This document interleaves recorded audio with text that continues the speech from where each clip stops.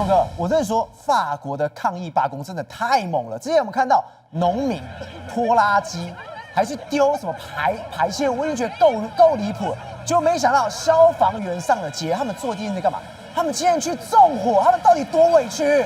对，法国是一个浪漫的民族，但你看到了这个画面哦，你以为是暴民吗 ？No， 它是敦刻尔克，没错，就是2次世界大战很有名的敦刻尔克那个地方，有700个消防员他们在抗议，然后呢，他们走上大街。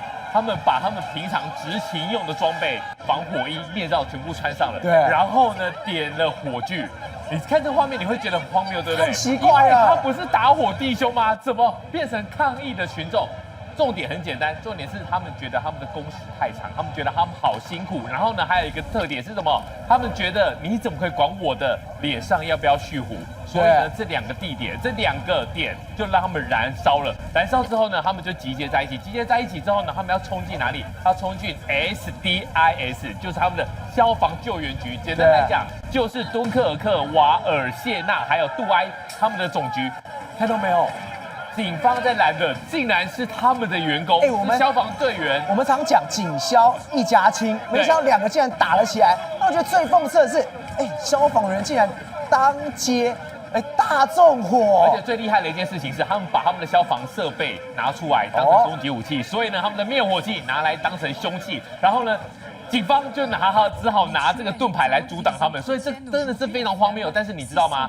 懂消防的还是得要他们。所以最后呢，他们有没有冲去 SDIS？ 有的，因为他前面攻不进去之后呢，他们有一些内勤人员告诉你们说，后面走后门，然后呢就挤进去了。消防员挤到最后的时候呢，其实警方就放弃了。为什么呢？其实对警方来讲，这就是你家的事情啊！你要拿这个所谓的消防器，这种灭火器，直接狂喷的。所以后来警方就放弃了，反正你都已经攻到这里，你就自己去谈判了嘛。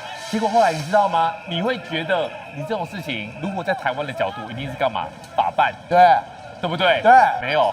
进来了就进来了，反正来都来了，那就谈判吧。所以呢，他们抗议成功了没有？他们成功了。那假的？所以他们原本有160个职缺空缺，所以呢，必须大家的上班时间要变得非常非常的多。对，这个多是对他们来讲，我们待会会比较。所以呢，先增50个人，50个人补上去之后呢，大家上班时数就不会那么长了。然后呢，蓄胡的事情，也让步了。所以呢，你说消防人员抗议有没有用？抗议还真的有用哦。那我们来对比一下。他们觉得他们工作非常非常的辛苦，那你就看，如果以台湾的角度来看的话，那其实还真的是非常的可怜呐。法国的消防员他1个月工作大概是256个小时，好，256个小时，那你来看哦，台湾的消防员一样，人不是铁打的，人就是人肉做的嘛。台湾的消防员要做几个小时？第一消是384个小时，384法国消防员因为256个小时，刚刚怎么样去烧，去怎样去喷？我们台湾384小时，对，那不就把房子也要烧了？你等于是法国的工时再加150个小时，你知道台湾的消防队员有多辛苦吗？第一个，我们一样跟他们一样的状况，我们的人太少了。所以呢，每个分队，尤其是你在台北市、双北市，你每个分队要放假的人数非常的少，所以你的班要怎么算？你的班要做2休2，什么意思？你要排班做2天，然后呢才可以休息2天。那中间休息的时候呢，你要干嘛？要念经，要来劝自己的八字。你休息的这个时候啊，你不能够有任务。对。可是台北市，我告诉你，新北市真的很难。为什么呢？一天到晚都有那种炊事不振。什么叫炊事不振？瓦斯开着，汤煮着，然后人就去菜市场烧起来了，烟就烧起来了，然后民众马上就打119，然后呢来了，你就得要执勤了。所以如果来这样子算的话，以法国消防队员来算我们台湾的话，什么意思呢？你等于你法国消防队员来到台湾的算法，每个月就是做10天而已啊。做10天哦，然后呢，我们不是上班5天休2日吗？是周休2日嘛？对。如果用这种算法的话，因为它只能够做256个小时嘛，你就是做2天，然后休5天。法国消防员太爽了吧？然后还抗议，还上街头抗议。然后另外一个，其实我也觉得蛮争议的。你看哦，在他们抗议的，在这个敦刻尔克上抗议的这个画面上，你看到很多人真的很帅，他蓄着胡子，对，人高马大，然后蓄着胡子，真的很像型男。可是为什么他们的消防总局要来限制说你必须要刮掉胡子？你要想一件事情哦，当你戴了消防面罩的时候，不是帅而已哦，你为什么要戴消防面罩？因为你在火场里面会有有毒物质。对，有毒物质不是说，像你水喷溅到，它可能你有胡须，那它的密合度就不够，密合度不够，有毒的毒气就会跑到面罩里面去，你呼吸，慢慢的呼，慢慢的呼，你就中毒了。对，中毒之后呢，你会发生什么状况？你会在火场内空间迷向。你会找不到你回来的路，所以呢，这个应该也是对他们好嘛，对不对？然后呢，法国的消防局还有一个传统哦，这个不能怪他们，但是这个传统我们看了也觉得真的是瞠目结舌，每次都要办舞会，每年的7月就要办舞会，然后呢，太浪漫，太好玩了。对，这个办舞会呢，可以追溯到他们以前在纪念这个80地狱日的舞会。那这个传统其实我们不会去苛责人家，可是消防队的舞会喷火。然后呢，燃放信号弹，人家是玩得很嗨啦。然后网友就开一个玩笑嘛，没有关系。为什么没有关系呢？反正有什么状况的话，现场可以来处理。对，问题是你看这个画面哦，其实我真的觉得蛮可怕的。这种明火应该是有练过啦，不然没有练过的话，你拿了这个信号弹，然后来喷火，如果到时候真的有什么意外的话，其实可能是一发不可收拾。我只能说，真的只能是尊重法国的文化。文哥，欧洲的事情未免也太多。你看法国刚刚那边抗议的跟什么一样？现在欧洲的领导人，你待在国内你会被骂很惨，烂透；出国外你被骂更惨。你看英国的斯凯尔去了中国，英国媒体、英国民众毫不留情的骂他。为什么？你看到这画面，斯凯尔去逛故宫，人家以前川普逛故宫，习近平陪你，甚至连你最瞧不起的马克宏出去哦，连习近平都陪，你竟然派一个小官陪你逛故宫，你根本被人家当谁喊的，所以他真的是被习近平冷落，还被人家穿小鞋。你看他故宫的时候，照规矩叫外交礼仪的话，要好好去陪他嘛。如果我们去比较他这次去看的时候，怎么好像一个游客被带到一个团导游在带他去看？可是你看到习近平接待马克宏，也不过去年的事情嘛。他去的时候到成都去访问，到了都江堰参访的时候，你知道有多少人陪吗？包括彭丽媛在旁边，还有他夫人，两边的夫人都到了。只有结果，斯凯尔只有一个小小的说明官员，我们连他是谁也都不知道。这英国人一定会觉得很瞎，我们会输给法国，会输给马克宏。对，英法是2个100年也是互相这样匹敌跟竞争的国家。结果你这个规格一比的话，英国人看了就是觉得很丢脸，甚至一起在教阅3军1队的时候，李强也毫不客气啊。虽然斯凯尔有点走错位，你知道吗？但是李强走过来的时候是直接把他推开，这个外交礼仪完全没有在遵守，就完全没有看他，他是直接把他人直接抓着走的，对，把他抓过来换到里面去。这就有点像你家的 C 啊，你看他走进来，斯凯尔他就2个人走错位嘛，可是走错位就算了，天马推开。真佩服这一队忍住没有笑出来，想说这2个老头在搞什么鬼？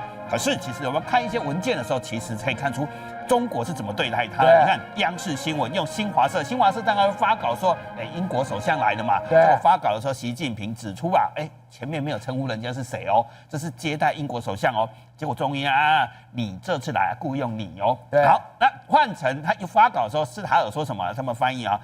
变成尊敬的习主席，对，你怎么没有尊敬人家换成如您所说，变成斯凯尔在讲习近平的说您斯凯尔是你所以把他酷手那个图的时候就可以看得出来，习近平长得这么高，长辈变成长辈在跟他说话，他们就变成小弟，变成这么小，根本被弄成上对下的方式，您觉得怎么样？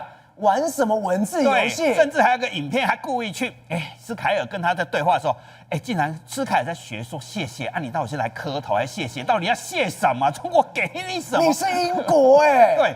其实这种影片其实有时候就故意卷出来做大内宣嘛，故意去压低英国的地位，然后连这种新华社从头到尾就把斯凯尔当成小丑，甚至在压低他的身份待遇跟格局对待都完全不一样。那我们来讲《每日邮报》看了之后就觉得很生气啊，整个清单拿出来说就这样你还批准了中国间谍窝点，就伦敦大使馆最近改建嘛，你把它弄那么大，结果卑躬屈膝，这英国自己讲不是我翻译的，在北京屈服了，他谄媚习近平，达到一系列令人失望的协议，然后飞回家。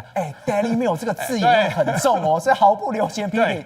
你在干什么？对啊，你飞了5000公里，然后什么举行什么没有举行什么有历史会议的意义的会议也好，那谈那些无关痛痒，什么无关痛痒，我们来讲啊，他们什么共同伙伴关系啊，以后会有在减碳会有协议啊，然后会安全对话啦，其实都没有实际的内容啊，然后可能两派以后会有对谈啊，都在讲这些无关痛痒，所以英国的媒体就讲很清楚啊，只有一个叫做威士忌可能会减税啦，但是英国付出更多，英国付出什么？AZ 说要承诺要在中国投资150亿美金的，你自己付150亿美金啊，结果你得到了是这些，只有进口英国的 whisky 从10%降为5%，难怪 Daily Mail 气到爆。对，英国人看了都看不下去，所以我们用的都说英国媒体。对结果他斯凯尔他自己还说国家利益啊，很务实的外交啊，你到底达到什么？没有达到。好，还有很多为什么英国人会期待很多？我们来看《卫报》的报道就可以看出，英国人期待首相去中国要谈什么东西。这是《卫报》的报道，英国《卫报》啊，这去年12月29号了，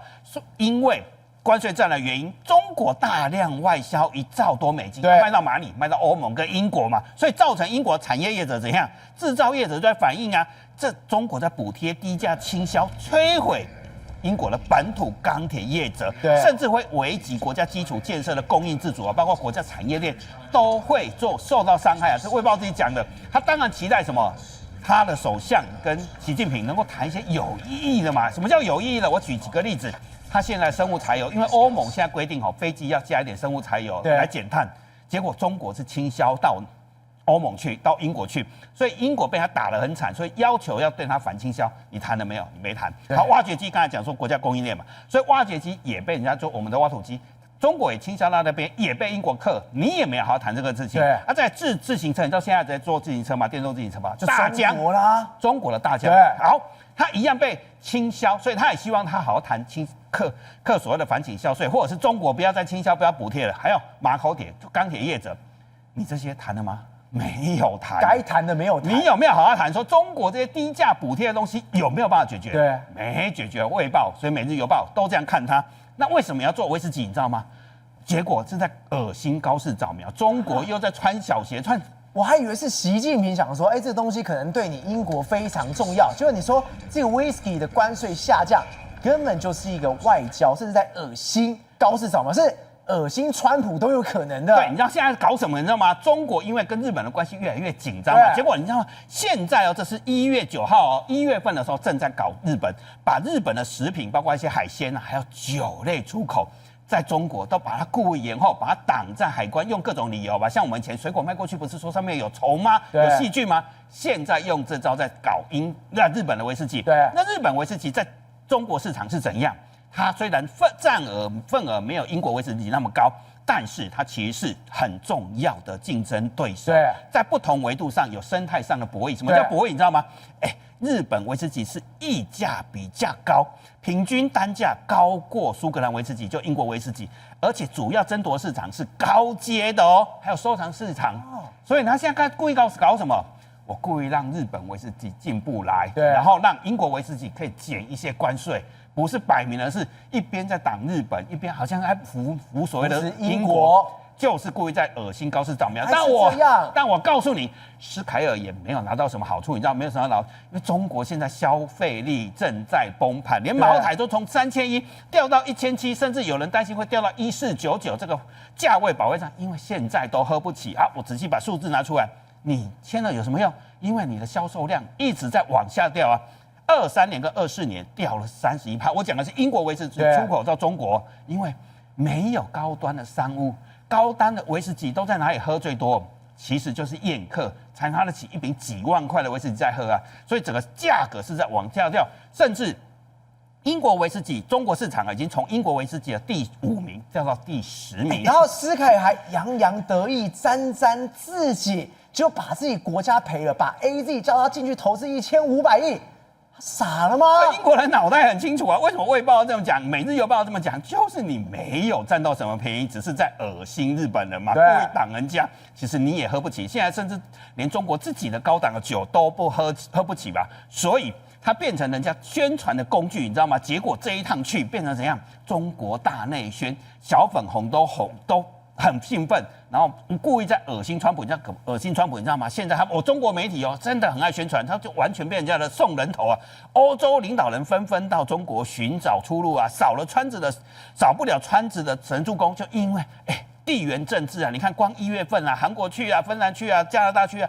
所以中国的外交部现在很忙啊，真的大内宣啊，狂喜耶，狂喜狂热啊！中国外交非常忙，大国排队访华 ，G7 来了4个，哇塞！你就是去送人头，变成人家大内宣的工具啊！结果呢，我们把民调调出来看呢，不满意的高达75%啦，75%，满意他的只有18%，负57%，你知道吗？就是你跑了去中国，就被人家当成工具在利用，在英国人根本就觉得这件事情并没有那么的好。钟哥，真的说欧洲真的多灾多难。你看到这个画面，这个是在意大利的西西里岛，就一瞬间哦。山崩就来了，对，没错。现在黑手党要回家救故乡，为什么回家救故乡？因为西西里岛最近遭遇到强烈的这个风暴，这个房子全部都下来了。没错，那整个山坡上面来说，它是在南部的山城叫尼斯切米这个地方发生大规模的山崩。你看这个山崩真的非常严重。你看它崩裂的范围来说话，根据他们当地媒体的报道，大概约莫长4公里左右的一个状况。那而且呢，你看这个尼斯切米这个地方，很多地方都出现一个龟裂。你看这个大地都出现龟裂，这原本都是。原本都是平整的陆地哦，那因为这样子的话，出现大规模的这个龟裂状况，那为什么会这么严重？那不过就是这个暴风怎么弄成这个样子呢？主要原因就是因为它这个土层是所谓沙土层，那沙土层的时候，在暴雨的过程里面，它被这个水进去之后呢，它可能就把原本的它比较松软的那个地方就水进去了嘛，那水进去就把其他地方挤开之后就完全这个土就完全崩掉的一个状况。好，那除了在西西里岛之外呢，葡萄牙最近也是遭遇到他们的冬季风暴的这个影响，尤其叫克里斯汀。那克里斯汀侵袭了葡萄牙的中部，你看这是 BBC 的 news， 你看它这样，它这个风暴非常强，然后导致把当地很多民宅啊都吹落。你看这是一个车子，然后被这个压倒的这个情形。那因为他们其实呢，过去的这个冬季会有这个风暴，但是没有那么强，就没想到又带来什么暴雨啦、强风还有洪水，他们把它称为叫做极端气候事件。对。那现在目前为止，我们看到这个画面，这个画面也非常夸张，这是体育场这是什么地方？我以为是炸过。他们是莱里昂市的这个体育场，结果没想到体育场，你看，因为被这个风暴吹过来，我们就讲体育场这个建筑应该也算是蛮坚固的，尤其是他们这个葡萄牙喜欢看足球，那么多观众都没事，就没想到，你看一个风暴来就把它摧毁了哈。那不止摧毁这个所谓的体育场。那这是他们的空军基地啊，他们空军基地来说话，没想到空军，你看他没想到这个风暴来的时候，这个真的出大事，对，没错 F-16，对，多珍贵的东西， 2架 F-16，你看被那个所谓的铁板打到，那为什么这样？因为我们知道，事实上我们一般的飞机都是停在这个停机坪或者停在机堡里面嘛。那想说，停在停机坪没有问题啊，透懂了，就没想到这个风浪太大，就把停机堡，你看把停机坪的这个门口吹破之后就完全打到这个 F-16上面。哦，这一台飞机这么贵，居然打到 F-16。好，那我们现在看到这个画面是另外一个画面，这个画面是航空俱乐部，他们一般的小型航空俱乐部也是都放在这个是里面的飞机是比 F-16更惨，是全毁，对。没救了，变废铁了。对，那风暴吹过来之后，那整个这个铁皮它砸在这个飞机上面，然后飞机完全走位，然后互相撞来撞去，这个损失也非常惨重。宏观取材，厘清真相，犀利精准，深入剖析，时刻掌握关键新闻时事，不漏接。老时段，新气象，我是钟浩和，关键时刻2.0全新出击。